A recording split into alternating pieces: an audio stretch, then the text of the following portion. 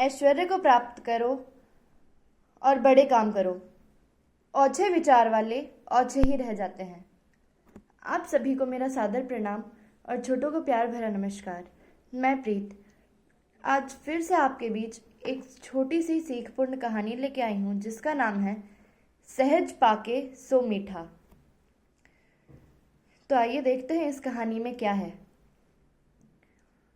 एक गांव था जिसमें पानी की बहुत ज़्यादा कमी थी।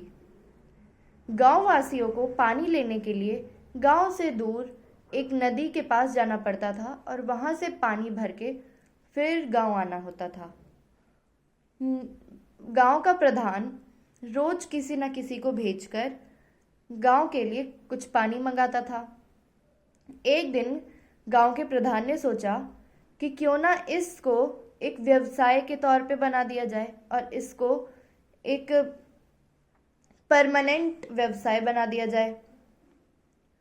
तो गांव के प्रधान ने गांव में ये घोषणा करा दी कि जो भी डेली डेली मेरे यहाँ से बाल्टी लेके नदी तक जाकर पानी जितनी बाल्टी पानी भर के लाके देगा उसे उतने 100 रुपये मिलेंगे। यानी एक बाल्टी का 100 रुपये और एक बाल्टी 10 लीटर की अवश्य होनी चाहिए। तो यह बात गांव के 2 बेरोजगार आदमियों के पास पहुंच गई। एक का नाम था राम और दूसरे का नाम था श्याम। तो राम और श्याम दोनों अगले दिन प्रधान जी के पास पहुंचे और उन्होंने कहा कि हमने आपकी घोषणा सुनी और उस घोषणा के अनुसार हम आपके पास काम करने आए हैं। तो प्रधान जी ने कहा कि जो जितनी भारी बाल्टी लेके जाएगा, जो जितने ज़्यादा लीटर वाली बाल्टी लेके जाएगा, उसे मैं उतने ज़्यादा पैसे दूंगा। तो श्याम को लालच आ गया और श्याम ने सोचा कि चलो मैं तो हष्ट-पुष्ट भी हूँ, तो ज़्यादा भार वाली बाल्टी लेके चले जाता हूँ, ज़्यादा पैसे मिलेंगे। लेकिन राम ने सोचा कि मुझे इतनी ही भार की बाल्टी उठानी है जिससे कि मैं थकूं भी ना और आके थोड़ा सा और अन्य काम भी कर लूं।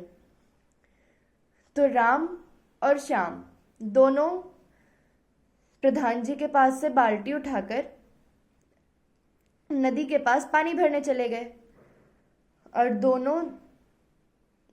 दोनों ने नदी से पानी भरा और प्रधान जी को आकर के पानी दे दिया। तो श्याम ने ज़्यादा लीटर की बाल्टी उठाई थी तो प्रधान जी ने उन्हें ज़्यादा पैसे दिए और राम ने कम लीटर की बाल्टी उठाई थी तो प्रधान जी ने उन्हें कम पैसे दिए। ऐसे ही धीरे धीरे करके श्याम राम से ज़्यादा अमीर हो गया। राम ने ये देखा कि अब श्याम मुझसे ज़्यादा अमीर हो गया है तो मुझे नदी से पानी भरने के बाद घर आके आराम नहीं करना, मैं घर आके कुछ अन्य काम करूँगा। तो राम ने सोचा कि मैं नदी से पानी भर के देने के बाद मेरे पास जितना समय बचेगा मैं उन समय में नदी से गांव तक की एक पाइपलाइन बिछा देता हूँ। तो राम ने वही किया। अब राम डेली डेली प्रधान जी को पानी देता था और जो समय बचता था उसमें नदी से लेके गांव तक की एक पाइपलाइन बिछाने लगा जिससे कि लोगों को ज़्यादा मेहनत भी ना करनी पड़े और पानी आसानी से मिल भी जाए। तो राम जब पानी दे आता था तो वो पाइपलाइन बिछाने में लग जाता था। उसके बाद उसे इस काम को पूर्ण करने में कुल 3 साल लगे। अब उस 3 साल के बीच में कई लोग ऐसे मिले जो उसकी निंदा कर रहे थे, जो उसे मना कर रहे थे कि तुम व्यर्थ काम कर रहे हो, ये पाइपलाइन मत बिछाओ, ये व्यर्थ है। लेकिन राम ने किसी की नहीं सुनी और उसने उस 3 साल के वक्त में वो नदी से लेके गांव तक की पाइपलाइन बिछा दी।